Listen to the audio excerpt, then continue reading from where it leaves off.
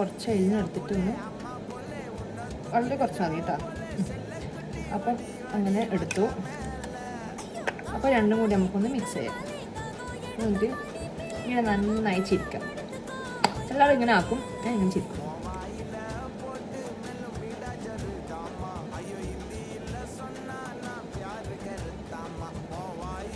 Already ഇപ്പുറം light അടിക്കുമ്പോൾ കുറച്ച് ഷൈനി ആയിട്ടാണ് കവള് കാണുന്നത്. എത്രത്തോളം മനസ്സിലാവുമെന്ന് അറിയില്ല. ഓക്കെ, അത്ര മതി.